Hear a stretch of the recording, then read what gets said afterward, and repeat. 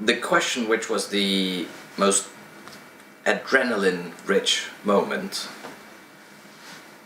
is very difficult to answer, because I've been working and living with this watch for 1.5 years. And at every moment of the project there was adrenaline involved. The first time I heard about it, the first time I touched it, the first time I shook the hands with James Cox, who had it for a quarter of a century. And then of course the preparation, the press release, at every moment there was adrenaline and excitement involved. The week in New York was like just a non-stop party with thousands of people rushing into our gallery at Phillips Park Avenue headquarters.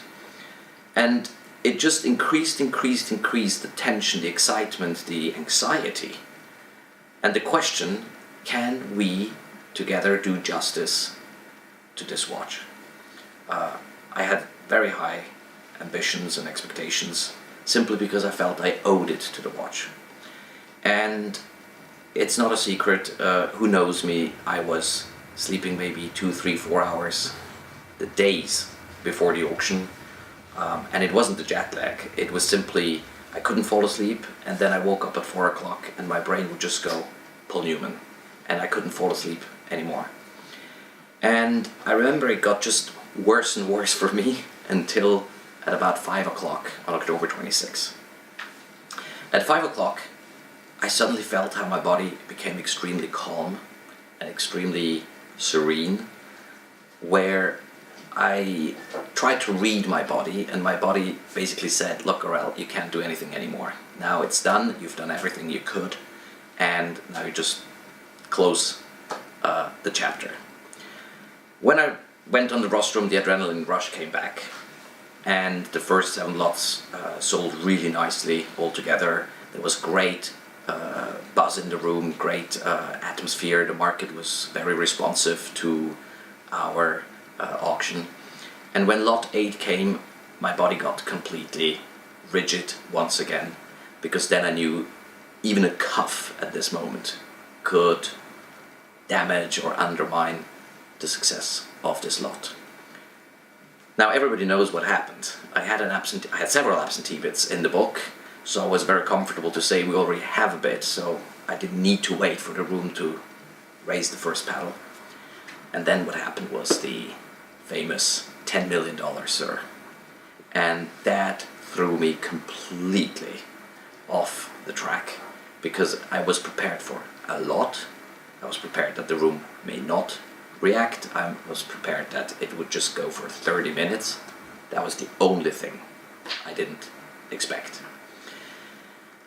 Who watched the movie, the video, the filming, and who knows me, saw in my face true astonishment. And on one hand I thought to myself, did I really hear that number? And I was thinking, what am I doing next? Am I going to just take it and pretend that was normal? How would the room react? Would it just kill the buzz? And that was it, first and last bid. And the one thing I realized, of course, is that with that bid already we've broken every world record for a wristwatch, for a Rolex, and it would be a fantastic result. But in those, I don't know, 30 or 60 seconds, in my brain everything played forward and backward, every scenario. So I tried to gain time. My heart was beating, you cannot imagine. It was just, I thought that you would hear it on the micro here. And thankfully, very quickly, Natalie joined the bidding, going very graciously, $11 million, sir. And from then on, again, my body got very calm, and I knew from now on it was just collecting extra dollars for Nels Foundation, for the watch market, for Philips, for the world. It's an extremely good question when you ask, what did we actually sell? A watch, a Rolex, a Daytona, or a piece of Paul Newman and John Woodward?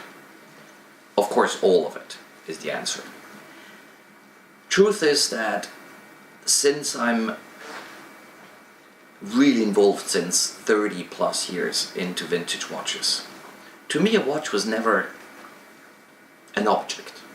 To me, a watch is as emotional, as much a piece of history, a piece of art, like a beautiful vintage Ferrari, a great painting, a fine bottle of wine. It's something that mankind has created, and with time it has become culture, heritage.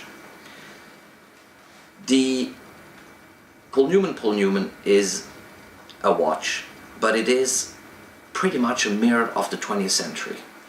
It involves engineering, it involves Hollywood, it involves charity, it involves entrepreneurship, it involves aesthetics, design. It just covers everything what the 20th century stands for.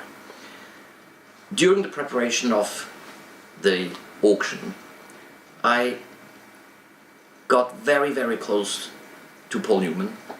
Now you will say, wait a second, I say the late Paul Newman, but close in the sense I've met friends, I've met family members, people who really knew Paul Newman very well, and it's been one of the most beautiful moments for me when I really realized, I felt I realized, that I got to know Paul Newman during those 1.5 years. And Paul Newman was, from everything I heard, not just a talented race driver, talented actor, a generous man. He was an exceptional human being. And therefore I felt I was selling the watch that belonged to an exceptional human being. And in everything we did, the catalog, the exhibition, the tour, Paul Newman was there. And to me, with everything in mind, that I love Rolex, I love car racing, I love also the charitable aspect, it was, I think, a piece of Paul Newman that we sold. And the market reacted exactly in that way and paid a price accordingly. It wasn't the price for a watch, it was a piece of Paul Newman. And that was just amazingly beautiful. Yes, that's the $1 million question. Who bought Paul Newman's Paul Newman? You probably know what my reply will be. It is no comment. We had to promise, and we do keep our promise, that we will never reveal the identity of the buyer. But because this is strictly between you and me, and nobody will ever listen to this conversation, I'm going to shed a little bit more light on this. The buyer is a utterly distinguished gentleman who, in my view, is a very worthy new owner of this watch. I think he is sharing the values that I have learned over the last 1.5 years that were so dear to Paul Newman. Kind, refined, warm-hearted, generous, down-to-earth, approachable. So to me personally, it's an incredible happy end to know that the watch is now with someone who is absolutely a worthy new owner for the many, many, many more years to come in the history of this watch. The question whether we checked everything or not in regards to the provenance in the history can be answered very easily. Yes, we did. In my view, to anyone reasonably intelligent, there was never any doubt that this is the one and only. We had documents and pictures from the Newman family. Pictures from the Newman family album that would show young James Cox with Nell, with the watch on his wrist. We had every possible endorsement from the entire world, and I think that was one of the most beautiful elements of this entire story, that it was just neat, clean, flawless. Of course, there's always here and there a guy on Instagram who's asking silly questions, who hasn't even read the auction catalog. the footnotes, who hasn't read the letters, who hasn't looked at the pictures. I can't help it. But the fact that we had 30 bidders lined up, 30 bidders who are really as sharp as a steel blade, who would never spend $2, $5, $10 or $18 million, meant that it passed the test without hesitation, and that the world was with me on this one, that this was the one and only true Paul Newman.